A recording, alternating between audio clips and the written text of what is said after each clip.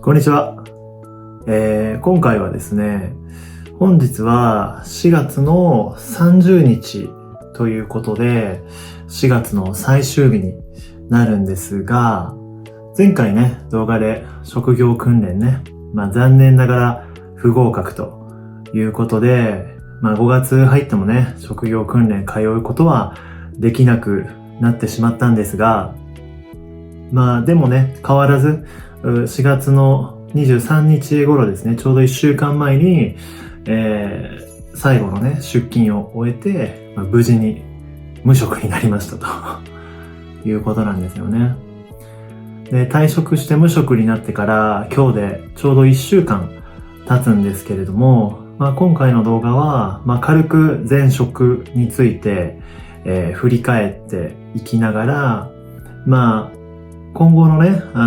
就職、今、就職するっていうことを今目標にしているので、それについて、今いろいろ作戦を立ててるところなんですね。どういうふうに就職活動をしていこうかというところで、少しずつ動いてはいるんですけど、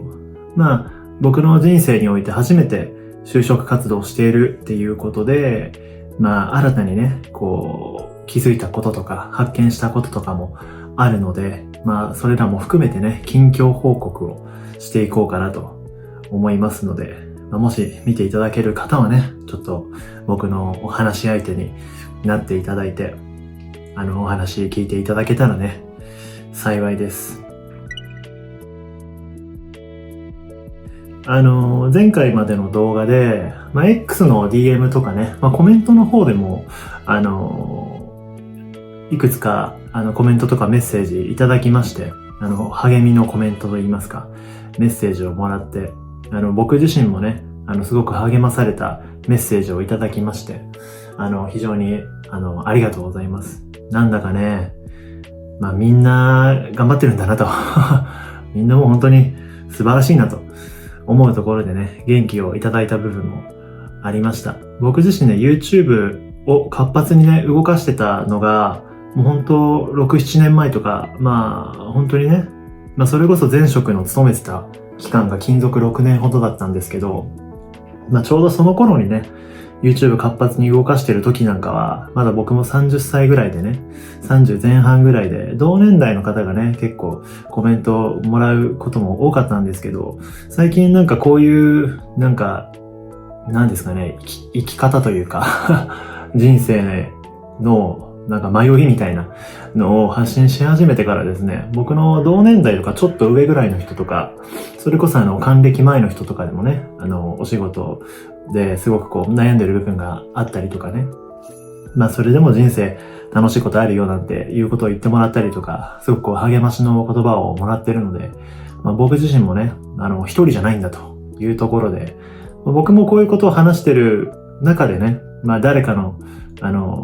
励みというかね、役に立ってればいいなと思いながら、そういう願望はあったりするんですけど、実際そういう役に立ててるかどうかはわからないんですけどね。非常に僕もそういうふうに思ってもらえて嬉しいです。はい。いやー、それでね、無職になりましたということなんですけどね。いやー、前職の職場に関して、一番強く思うことはね、本当にありがたい職場でしたね。ちょうど僕は、一個前の退職する前の職場はね、リラクゼーションセラピストを8年ほどやっていたんですけど、コロナのタイミングでお店がなくなってしまって、お客さんもなかなか来れませんというところで、とにかく、すぐにお給料もらえるような形で働ける場所を探さなくちゃいけないということでね、本当、どこでもいいやっていう感じで飛び込んだ職場だったんですけど、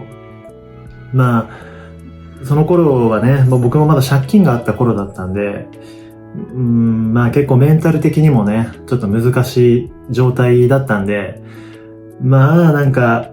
そんなに過度な業務もできる自信もないし、もう人ともあんまり関わりたくないなみたいなところで、そういう部分ではね、もうほとんどストレスのない状態で働ける環境だったんで、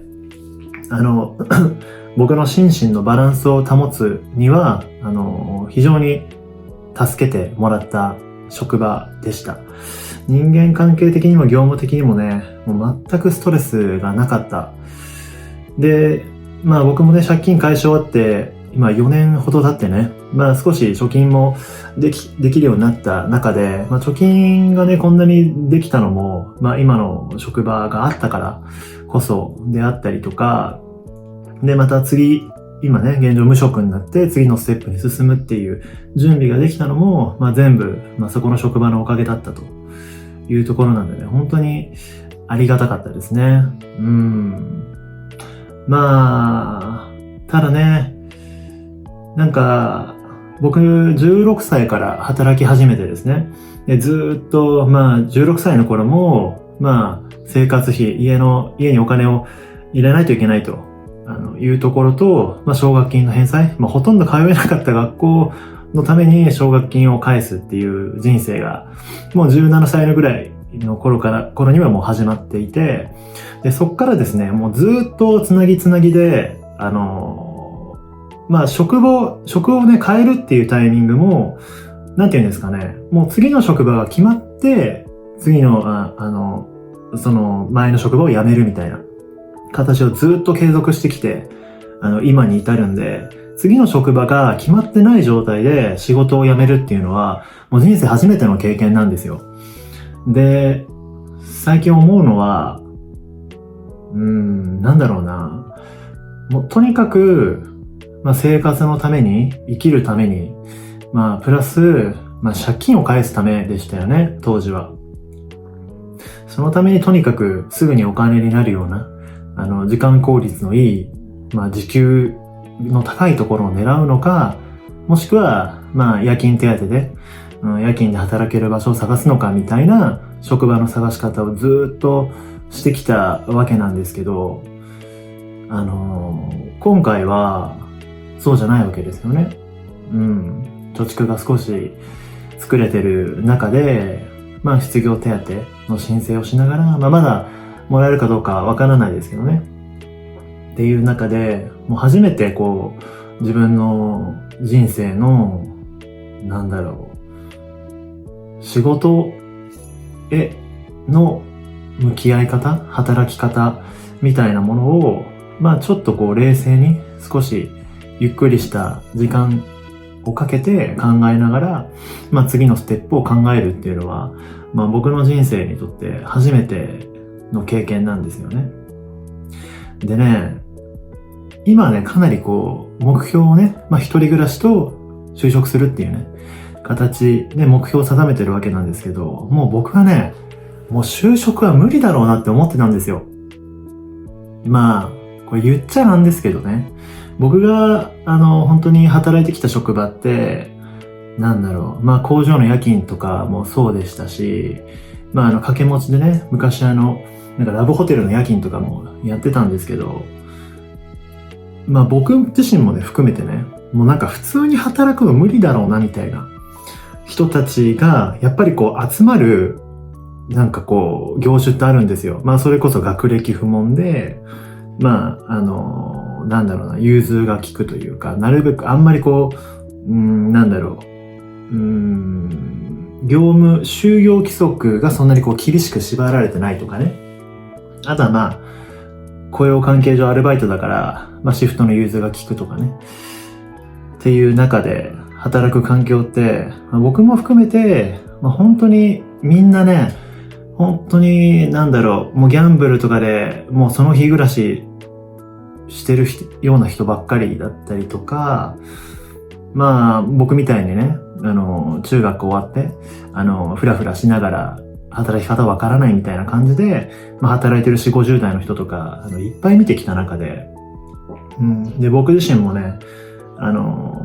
まあ正直、そういう、なんていうんですかね、田舎の、なんだろう、誰でも働けますみたいな環境の場所って、まあこれだけね、まあ AI とかが発達してって、まあ業務の効率化とかどんどんこう測ってる中でですね、もうそれに逆行してね、どんどん業務がアナログ化していく部分っていうのもあるんですよ。っていうのも、まあなんかもう本当に普通のことができないみたいなこととか、なんか逆に、本当なんか、この時間帯にこの荷物をこっちに動かしておいてねみたいな、なんかほんとそんな簡単な業務すら難しかったりとか、まあ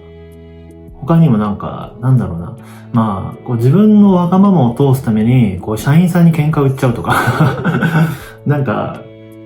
結構ね、そういうね、なんだろう、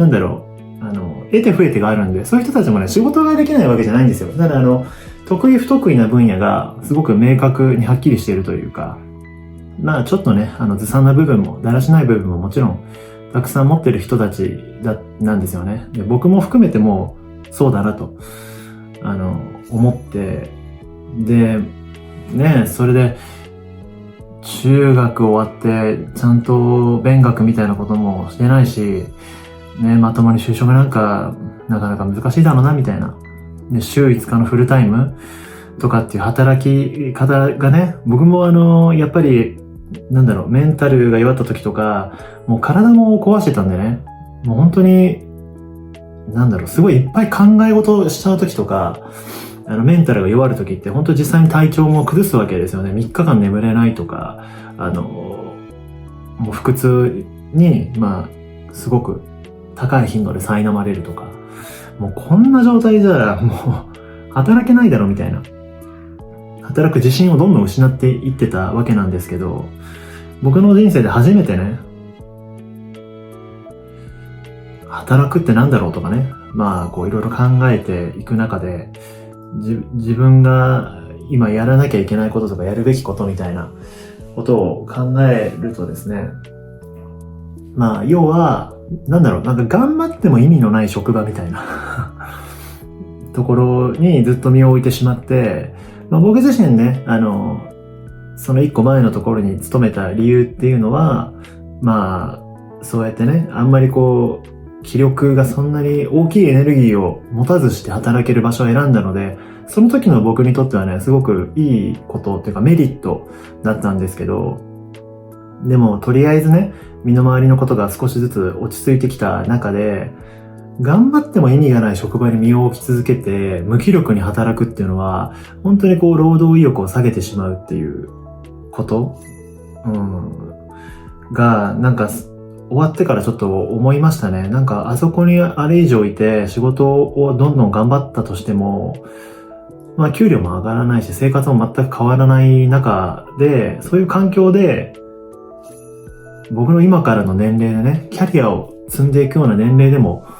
ないにもかかわらず、そういう頑張りがいみたいな、やりがいみたいなものが全くない中に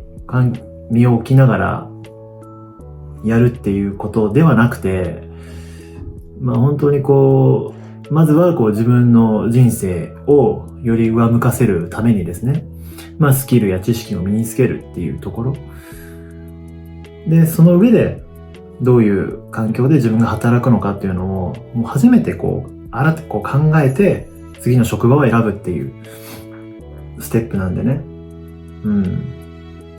非常にいいことだなと。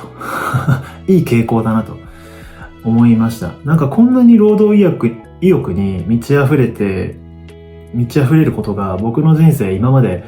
一回もなかったんですよね。やっぱりずっと借金してたからっていうのもあると思うんですけど。だから本当にもうワクワクしてるというか、もう早く働きたいというかね。そういう今気持ちですね。で、僕もね、こっからがね、ちょっと作戦今考えてるところなんですけど、今ね、一人暮らしをするための物件探しと、就職先っていうのを、二柱でこう同時進行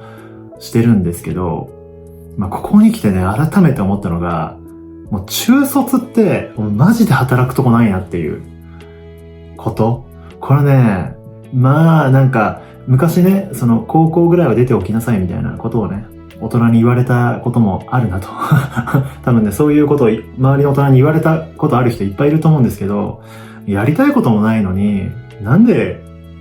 ね、お金がかかる学校にとか、僕の場合は全然そんな環境じゃなかったですけど、もうとにかく働いて、で、学校に行かないっていう選択を自分でしたわけなんで、自分に学歴は必要ないと。その時の知識で判断したわけなんですけど、まあ、いざ僕のこの37歳で転職するとかを、いざ行動に移そうとした時に、いや、もう本当にね、学歴不問っていうのは特定業種においては、まあ、全くない業種もあったりするんで、まあ、そりゃ転職難しいなということをね、改めてこう痛感しましたね。なんかこう、昔に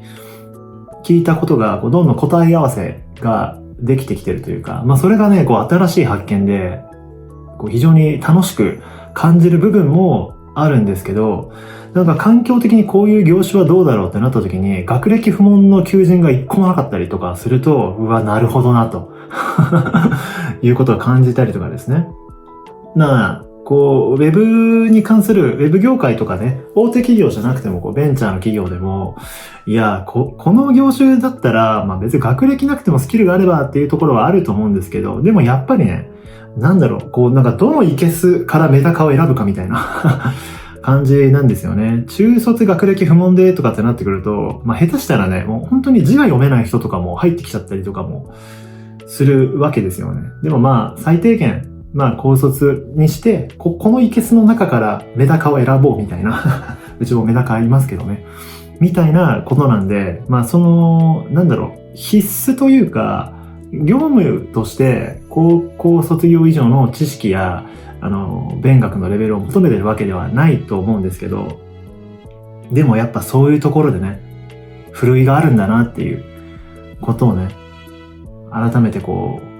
の年になって実感してね、今中学生ぐらいの子がね、迷ったりすることもあると思うんですよ。学歴なんかあっても自分どうなんだろうとか。あった時にですね、正直やりたいことがね、あるって言って仕事先決める人の方が少ないわけなんで、やっぱり自分と同い年の友達がたくさんいる環境の中で、まあ一個高校卒業しておくっていうのはすごく大事なことなんだなと、改めて思いました。一応僕的には、まあその中でもね、一応学歴不問っていうところが、何個かないわけじゃないので、まあ引っ越し先ですよね。この家からそんなに距離が離れてない部分でっていうところで、まあ、応募していこうかなと。5月中にね、応募して実際面接受けに行こうかなということを思ってるわけなんですけど、ただまあ、まだね、前の職場から離職票が届いてないので、ハローワークにまだ行けないんですよね。まあ、離職票が届き次第ですね。まあ、待機期間っていうのが2週間ぐらいあるのかな。離職票を持ってって、失業手当の申請してから、そういう期間があるのかどうかちょっとまだわからないんですけど、まあとりあえずね、そういう風にしていこうかなと思います。で、職業訓練に不合格にはなってしまいましたけど、なんか逆にね、多分本当にパソコンとか全く触れないような人たちが、先行して受かっていったと思うんで、まあ、逆に落とされたっていうことはね、あなたはきっと大丈夫だよと。なんとかなると思いますよみたいな部分で落とされた部分もあると思うんですよ。めっちゃポジティブに捉えるとね。だからね、ちょっと自分でね、独学して、まあ一般事務のね、パソコンスキルっていうのをちょっと独学で勉強しながら、ちょっとその待機期間を過ごして、で離職票届いて、失業給付、雇用保険の申請手続きした後にですね、実際に就職活動をしていこうかなというふうにしていこうと思っているので、はい。一応現状そんな感じです。はい。近況報告ですね。はい。まあ、またね、仕事とか働き方とかね、まあ、お給料とか一人暮らしに関することも、まあ、引き続き発信していこうかなと思うんですけど、まあ、この YouTube チャンネル自体ね、最終的にどういうことを発信していこうと思ってるかどうかっていうのはまだわからないんですけど、まあ、自分のね、あるがまま、ちょっと話したいことを話していこうかなと思いますので、またお時間あるときはね、ぜひお話聞いてもらえるとありがたいです。で、コメントとかね、同じ境遇の人もいると思うんですけど、まさにそういう人がね、動画見て、この動画についてるコメントを見てね、自分も頑張ろうとか思ってもらえることもあると思うので、はい、コメントなんかもいただけたら嬉しいです。はい。そんな感じで、今日はちょっとざっくりした話になってしまいましたが、無職になってからの近況報告という動画でした。はい。また次ね、お話ししたいことがあったら動画にしていこうと思いますので、今後もよろしくお願いします。はい。そんな感じで今回はこれで終わります。ご視聴ありがとうございました。